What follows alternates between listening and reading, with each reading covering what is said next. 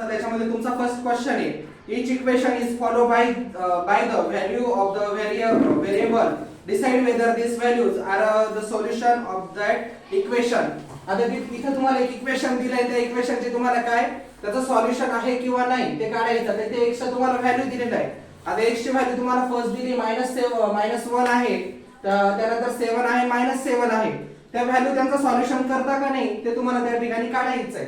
तर first one तुमचं काय घेणार आहे तुम्ही, x - 4 = 3. आता पहिली व्हॅल्यू कोणती दिलेली तुम्हाला -1. म्हणजे काय करणार आहे तुम्ही, पुट द x -1 करणार आहे.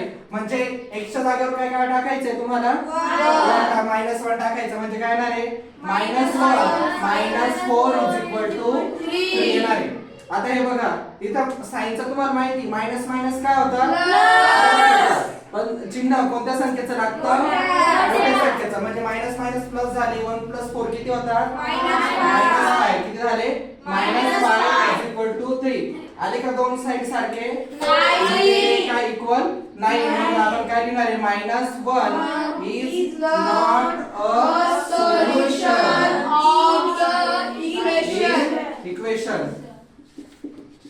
नंतर सेकंड वन काय दिलेलं आहे तुम्हाला, 7 दिलेलं आहे. म्हणजे याच्या x - 4 मध्ये तुम्हाला x - 4 = 3.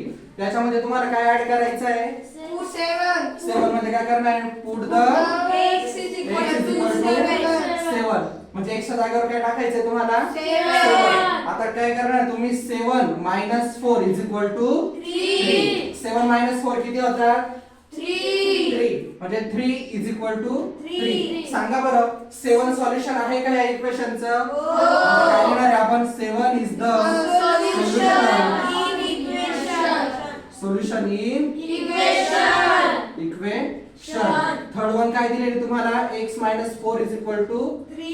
म्हणजे पुट द x = आता हे बघा -1 झाला, 7 झाला, मग काय उरणार इथे, -7. म्हणजे या ठिकाणी -7 तुम्ही त्या ठिकाणी पुट करणार आहे. आता इथे लक्षात घ्या, आता x च्या जागेवर काय पुट करायचंय तुम्हाला, -7. म्हणजे इथे -7 - 4 = 3. आता हे बघा इथे पण मायनस मायनस काय केले होते आपण, प्लस. म्हणजे इथे पण मायनस मायनस आपल्याला काय करायचे, सांगा 7 + 4 कसे 11 - 11 कारण मोठ्या संख्येला कसं चिन्ह आहे, म्हणजे -11 = 3. इक्वल आहे का नॉट इक्वल आहे, साइन केलं म्हणजे आपण काय लिहिणार आहे, -7 is the not solution in equation. समजलं, बाकीच्या आहे त्याच्यात ते होमवर्कला घ्यायचे तुम्ही सर्व.